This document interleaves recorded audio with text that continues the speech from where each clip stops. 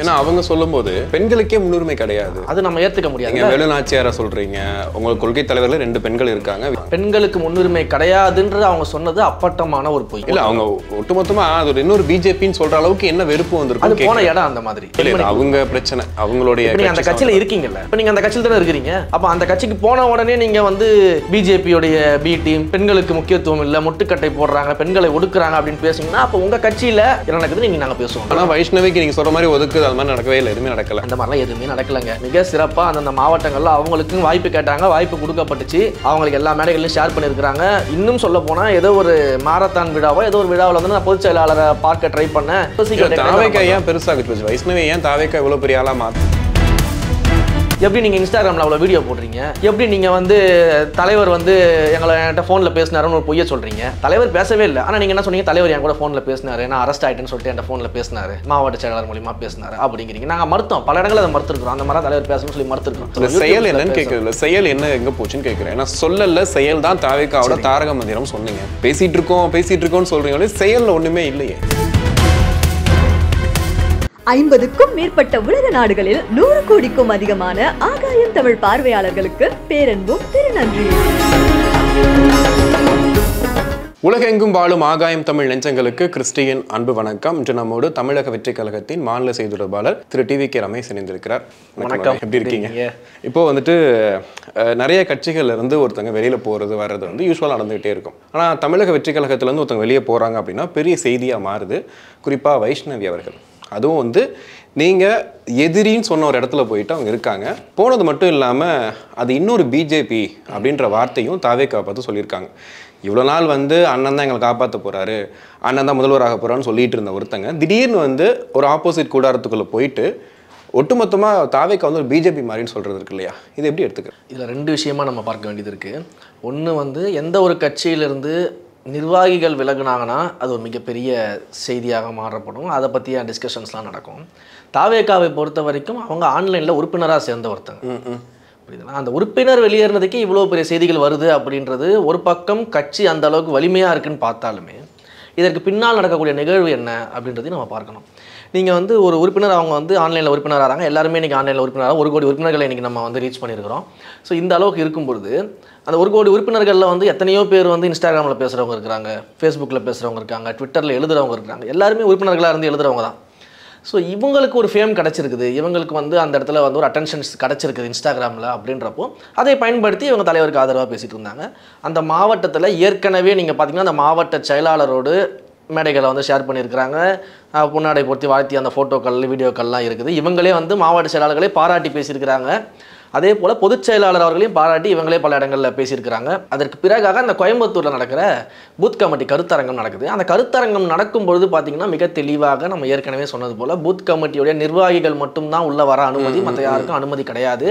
அவங்க மட்டும்தான் உள்ளே இருக்கணும். ஏன்னா நீங்கள் லைவில் பார்த்தது தலைவர் பேசுகிறாரு, ஆதவ் பேசினாரு, இவங்களாம் பேசினாங்க, நம்ம லைவில் பார்த்தோம். அதற்கு பிறகு லைவிற்கு பின்னாடி 2-3 மணி நேரம் ஒர்க் ஷாப் நடந்துச்சு. எப்படியெல்லாம் வந்து மக்களை சந்திக்கணும், அவங்க கொடுத்துருக்க டேட்டாவை வச்சு என்ன பண்ணணும், அந்த பணிகள்லாம் வந்து அங்கே ட்ரைனிங் கொடுக்கப்பட்டுச்சு. அங்கே இருக்கக்கூடிய அந்த பூத் கமிட்டி நிர்வாகிகளுக்கு ஸ்பெசிஃபிக்காக ட்ரைனிங் கொடுத்தாங்க. திரு சிடிஆர் அவர்களும் திரு ஆதவர்ஜன் அவர்களும் சேர்ந்து அந்த ட்ரைனிங் கொடுத்தாங்க. தலைவரும் அந்த ட்ரைனிங்கில் இருந்து முழுமையாக பார்த்துட்டு தான் அன்றைக்கி போனார். ஸோ இந்த பயிற்சிக்கு நிர்வாகிகளை தவிர வேறு யாரும் அலோடு கிடையாது பூத் கமிட்டி நிர்வாகிகள் சொல்லிட்டு அலௌன்ஸ் பண்ணியாச்சு. அப்படி தான் வந்திருந்தாங்க. இவங்க என்னன்னா இவ்வளோ நாளாக பாராட்டி வந்தவங்க அந்த பூத் கமிட்டி இவங்களுடைய என்ன பண்ணால் அந்த பூத் கமிட்டி நிர்வாக கூட்டத்தில் வந்து இவங்க வந்து மேடையில் பேசணும் அப்படின்ற ஒரு ஆசையில் இருந்திருக்காங்க. அந்த ஆசையின் படி என்ன பண்ணியிருக்காங்கன்னா என்னைய உள்ள அலோவ் பண்ணலை, என்னைய வந்து பேச வைக்கல, தலைவரை பார்க்க வைக்கல, இன்ட்ரோ பண்ண வைக்கல அப்படின்னு ஒரு குற்றச்சாட்டை முதல்ல வந்து அன்னைக்கு கொடுத்தாங்க. நான் வந்து வெளியில இருந்து தான் தலைவரை பார்த்தேன். ஏன் பார்க்க வைக்கலன்றதுக்கு ஒரு அதுதான் நம்ம சொல்கிறோம். பூத் கமிட்டி நிர்வாகிகளுக்கான கருத்தரங்களை அந்த இடத்துல சாதாரணமாக நம்ம வந்து யாரையுமே அனுப்பிட முடியாது. ஏன்னா அங்கே வந்து 1000 விஷயம் எலெக்ஷன் ரிலேட்டடாக நம்ம பேசுகிறோம், வாக்கு சம்மந்தப்பட்ட விஷயங்கள் நம்ம பேசுகிறோம், நம்ம என்ன மாதிரியான பணிகளை மேற்கொள்ள போகிறோம், கிளைக்கழகம் லெவலில் நம்ம என்ன பணி எப்படி செய்ய போகிறோன்ற அந்த ஒர்க் ஷாப் நடந்துகிட்டு இருக்கும்போது அதில் நம்மளுடைய ஸ்ட்ராட்டஜி இருக்கும். நம்ம மற்ற கட்சிகளுக்கு விட அதிகமாக நம்ம என்ன பண்ண போகிறோம், எப்படி பண்ண போகிறோன்றதெல்லாம் சொல்லும்போது அங்கே அது சம்மந்தப்பட்ட ஆட்கள் மட்டும்தான் உள்ள அனுமதிக்கப்படுவாங்க. ரெஸ்ட்ரிக்டடாக தான் அது நடந்தது. ஏன்னா அவங்க சொல்லும்போது பெண்களுக்கே முன்னுரிமை கிடையாது. அது நம்ம ஏற்றுக்க முடியாது. நீங்கள் வேலுநாச்சியாரை சொல்கிறீங்க, உங்களுக்கு கொள்கை தலைவர்கள் 2 பெண்கள் இருக்காங்க, 2 பேருமே வீரர்கள்னு வச்சுக்கோங்களேன். அப்படி இருக்கும்போது பெண்களுக்கே இங்கே வந்துட்டு முன்னுரிமை கிடையாது, ஏன்னா ஒதுக்குறாங்க அப்படின்னு சொல்லிட்டு தான் வெளியே போனா சொல்கிறாங்க. பெண்களுக்கு முன்னுரிமை கிடையாதுன்றது அவங்க சொன்னது அப்பட்டமான ஒரு பொய். புரியுதுங்களா? அப்பட்டமான பொய். ஏன்னா நம்முடைய மாநில நிர்வாகியாக கொள்கை பரப்பு துணை செயலாளராக அக்கா தாகிரா அவர்களை நம்ம நியமித்தோம். முதல்ல வந்து கட்சி ஆரம்பிக்கும் போது நம்ம நியமித்தோம். அதனால தான் கேட்குறேன். அடுத்தது வந்து பார்த்தீங்கன்னா உறுப்பினர் சேர்க்கைக்கான டீமை வந்து மாநில அளவில் போடும்போது அதை லீட் பண்ணவங்க ஒரு பெண்மணியை நம்ம நிர்வாகியாக போட்டிருந்தோம். ஒவ்வொரு மாவட்டத்திலையுமே பார்த்தீங்கன்னா பெண்கள் வந்து குறிப்பிட்ட சதவீதத்தில் அவங்களுக்கு பொறுப்புகள் வழங்கப்படும். மாவட்ட நிர்வாகிகளுக்கு பொறுப்பு வழங்கப்பட்டிருக்கிறது. அணிகள்லையுமே அதே விஷயம் ஃபாலோ பண்ணப்பட்டிருக்குது. மாவட்டத்தில் பிரதிநிதிகள்னு சொல்லிட்டு இருப்பாங்க, ஒரு 10 பேர் கிட்ட இருப்பாங்க. அந்த மாவட்ட பிரதிநிதிகள்லையுமே குறிப்பிட்ட சதவீதம் பெண்கள் நிச்சயமாக இருக்கணும்னு சொல்லி பெண்களுக்கு அங்கே நம்ம கொடுத்துருக்குறோம். அதையே தான் வந்து நகரத்தில் இருக்கக்கூடிய பிரதிநிதிகள், வார்டு பிரதிநிதிகள் வரைக்கும் பெண்கள் வந்து குறிப்பிட்ட சதவீதம் அவங்களை நியமித்தே ஆக வேண்டும் அப்படின்றது தான் கட்சி வந்து கட்டமைப்பை வந்து கொடுத்துருக்குறாங்க. ஓகே, அதன் அடிப்படையில் தான் கட்டமைப்பு பண்ணி போயிட்டு இருக்குது. கட்டமைப்பு பண்ணி நம்ம போடும்போது நிர்வாகிகள் போடும்போது கண்டிப்பாக 2 பெண்களோ 3 பெண்களோ அவர்கள் கொடுத்துருக்க விகிதாச்சார அடிப்படையில் வந்து பெண்கள் இருக்கணும். இருந்தால் தான் தலைமை அதை அக்செப்ட் பண்ணி அந்த நிர்வாகிகளுக்கு வந்து போஸ்டிங்கே போடுவாங்க. இப்படி தான் நம்ம மாவட்ட ரீதியாக போஸ்டிங்லாம் இல்லை அவங்க ஒட்டுமொத்தமாக அது ஒரு இன்னொரு பிஜேபின்னு சொல்கிற அளவுக்கு என்ன வெறுப்பு வந்திருக்கும். அது போன இடம் அந்த மாதிரி. ஏன்னா அவங்க ஓனரை வந்து அவங்க விட்டு கொடுக்கக்கூடாதுல்ல. அவங்க ஓனர் வந்து எங்களுடைய ஓனர் வந்து பிஜேபி தான் எப்படி அவங்க சொல்லுவாங்க. நீங்கள் பெண்களுக்கு முக்கியத்துவம் இல்லைன்னு நீங்கள் பேசுகிறீங்கல்ல, சரி நீங்கள் போன கட்சியில் பெண்களுக்கு முக்கியத்துவம் இருக்குதா யோசிச்சு பாருங்க. இன்றைக்கு வந்து திமுகவில் வந்து எனக்கு தெரிந்த வரைக்கும் இன்றைக்கு இருக்கக்கூடிய குறிப்பாக கருணாநிதி அவர்களின் குடும்பத்தில் வந்து மிக சிறந்த அரசியல் பேசக்கூடியவர்களாக மிக சிறந்த அறிவார்ந்த இடத்துல இருக்கக்கூடியவர் வந்து அக்கா கனிமொழி அவர்கள் இருக்காங்க. அவங்க ஒரு பெண்மணி, அந்த கட்சிக்காக பல்லாண்டு காலம் உழைச்சிருக்கிறாங்க. அதில் 1% கூட அரசியல் அறிவோ உழைப்போ இல்லாமல் உங்களுடைய மகன் என்பதற்காக ஒருத்தருக்கு துணை முதலமைச்சர் பதவி போடுறீங்க. ஏன் நீங்கள் அக்கா கனிமொழிக்கு கொடுக்கல அந்த முக்கியத்துவத்தை? ஏன் நீங்கள் ஒரு பெண்மணி அவங்க பிரச்சனை அவங்களுடைய நீங்கள் அந்த கட்சியில் இருக்கீங்கல்ல, இப்போ நீங்கள் அந்த கட்சியில் தானே இருக்கிறீங்க. அப்போ அந்த கட்சிக்கு போன உடனே நீங்கள் வந்து பிஜேபியோடைய பி டீம் பெண்களுக்கு முக்கியத்துவம் இல்லை, முட்டுக்கட்டை போடுறாங்க, பெண்களை ஒடுக்குறாங்க அப்படின்னு பேசுங்கன்னா அப்போ உங்கள் கட்சியில் என்ன நடக்குதுன்னு நீங்கள் நாங்கள் பேசுவோம். நீங்கள் வந்து வெளிலேருந்து பேசுறது வேறு. வெளிலேருந்து பேசுறீங்கன்னா அது என்ன நிலவரம் என்னன்னு நம்ம சொல்லுவோம். இன்றைக்கி நீங்கள் திமுகவுக்குள்ள போனதுக்கப்புறம் இப்படி ஒரு விமர்சனத்தை வைக்கிறீங்க அப்படின்னா அப்போ உங்கள் கட்சியில் என்ன நடக்குது அதை நம்ம பேசுவோம்ல. ஆனால் வைஷ்ணவிக்கு நீங்கள் சொல்கிற மாதிரி ஒதுக்குது அது மாதிரி நடக்கவே இல்லை, எதுவுமே நடக்கலை. அந்த மாதிரிலாம் எதுவுமே நடக்கலைங்க. மிக சிறப்பாக அந்தந்த மாவட்டங்களில் அவங்களுக்கும் வாய்ப்பு கேட்டாங்க, வாய்ப்பு கொடுக்கப்பட்டுச்சு. அவங்களுக்கு எல்லா மேடைகளையும் ஷேர் பண்ணியிருக்கிறாங்க.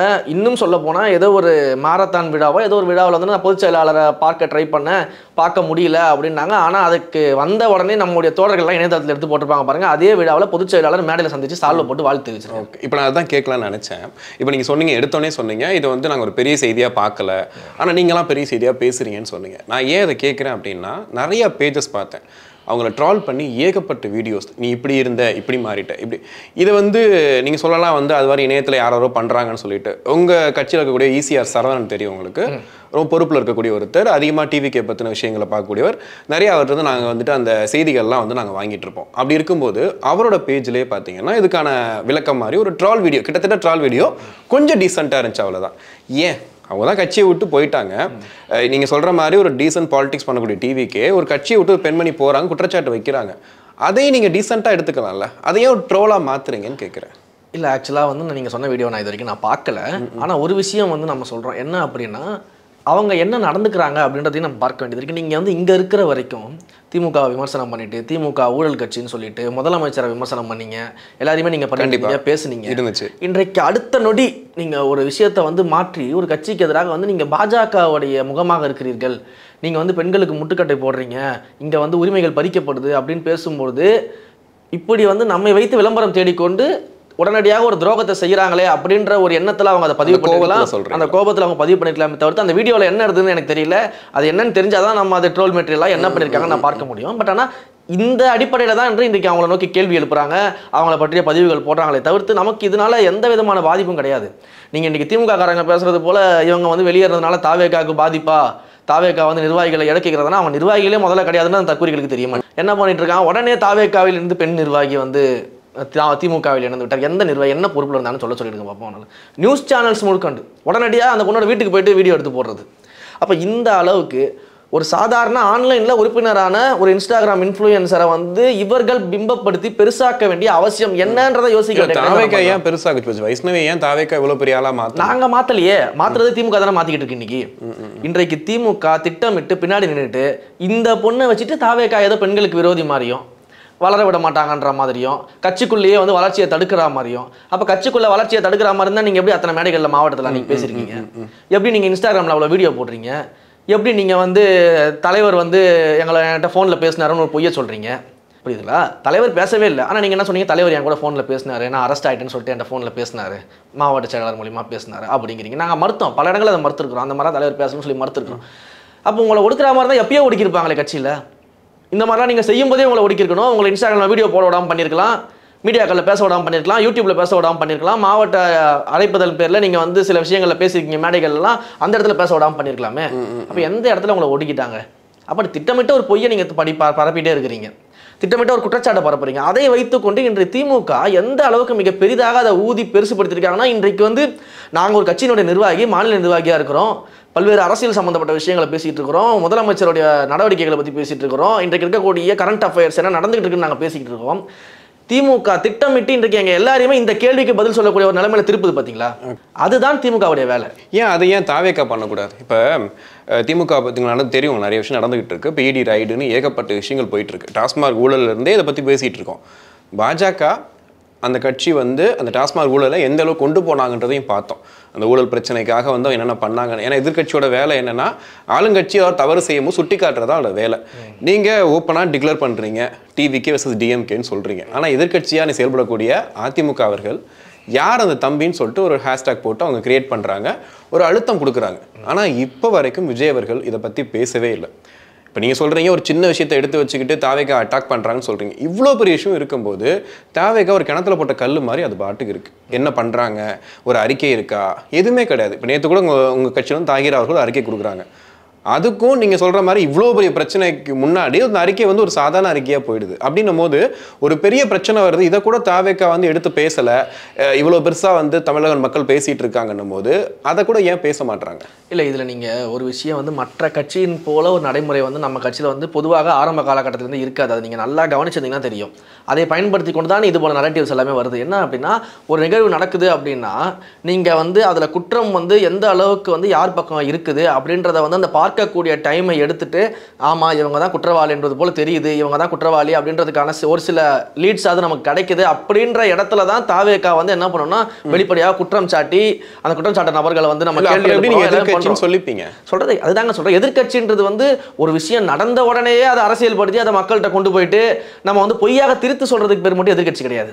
எதிர்கட்சி அப்படின்றது உண்மை என்ன, எந்த பக்கம் நம்ம நிற்கிறோம், யார் பாதிக்கப்பட்டிருக்காங்க, யார் குற்றவாளி, அதோடைய பின்புலம் என்ன, என்ன நடந்திருக்குது, இது எல்லாத்தையுமே ஒரு தடவை ஆய்வு செய்து தான் நம்ம ஒரு விஷயத்தை பேச முடியும். அந்த விஷயத்தில் நம்ம தெளிவாக இருக்கிறோம். அதனால தான் மற்ற அரசியல் கட்சிகள் போல உடனடியாக நம்ம எல்லாத்துக்குமே வந்து ரியாக்ட் பண்ணிட்டு அதுக்கான ரெஸ்பான்ஸ் நம்ம பண்ணுறதில்ல. கொஞ்சம் டைம் எடுத்து பொறுமையாக பார்த்துட்டு பண்ணுறோம். இது ஒரு விஷயம். இரண்டாவது வந்து இன்றைக்கு நீங்கள் கேட்குறீங்களே, இது வந்து தலைவர் ஏன் பேசலை, தாகிரா வந்து கொடுக்குறாங்க, ஏன் இந்த மாதிரி ஒரு அமைதி நிலவுது அப்படின்னா, நீங்கள் ஒரு விஷயத்தை தெளிவாக பார்க்கணும். இன்றைக்கு பேசக்கூடிய பலரும் என்ன பேசிகிட்டு இருக்கிறாங்க, ரெண்டு மாதிரி பேசுவாங்க, மாறி மாறி வேடம் போட்டு பேசுவாங்க.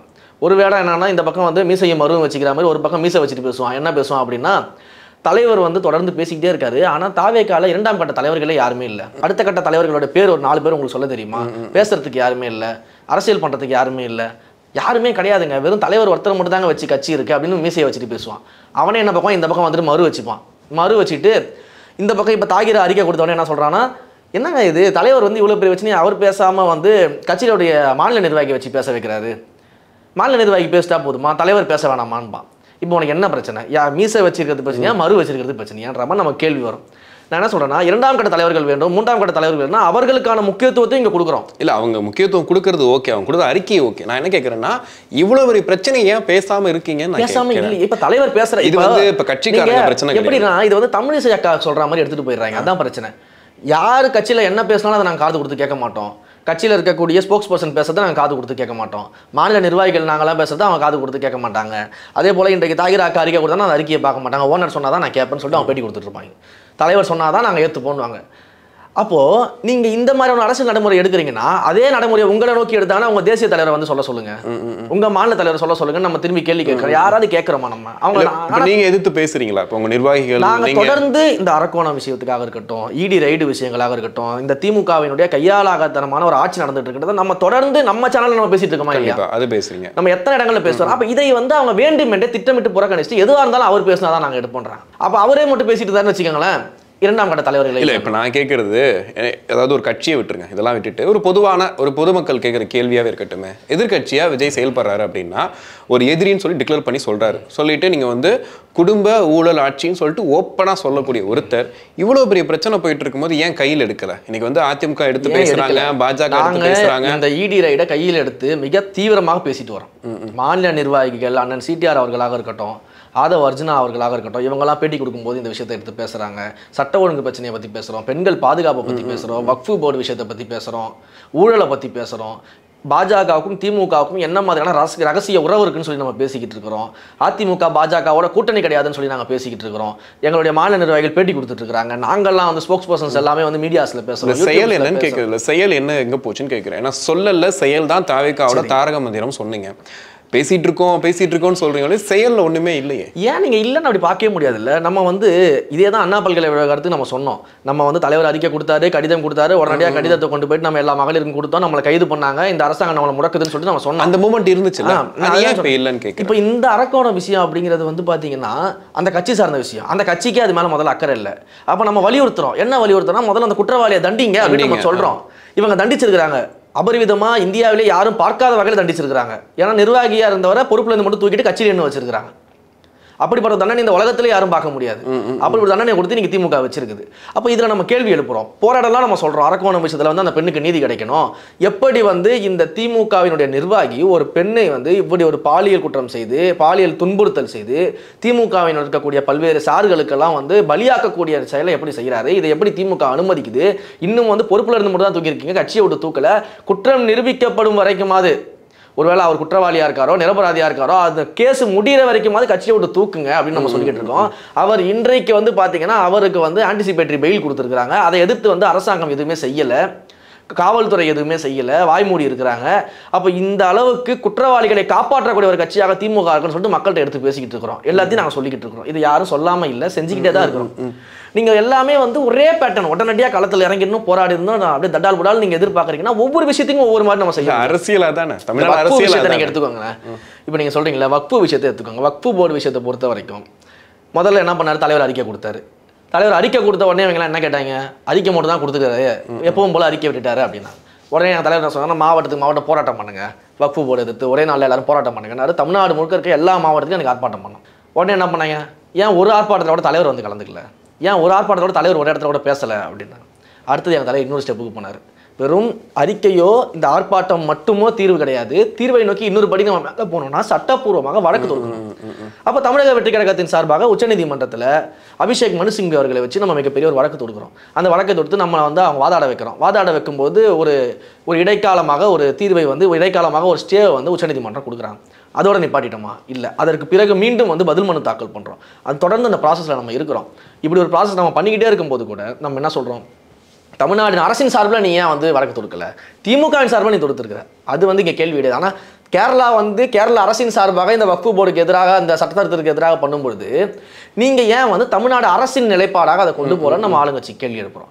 இனிமேலாவது பண்ணுங்க, தமிழ்நாடு அரசின் சார்பாக அதை கொண்டு போங்கன்னு நம்ம கேட்கணும். இப்போ இதை பற்றியெல்லாம் யார் பேசுறது? இல்லை, கண்டிப்பாக இது நல்ல விஷயம் தான். அப்போ ஒவ்வொருத்துலேயும் நம்ம வந்து ஒவ்வொரு ஸ்ட்ராட்டஜி எடுக்கிறோம். கண்டிப்பாக விஜய் அவர்களுடைய பயணம் தொடரட்டும். நன்றி.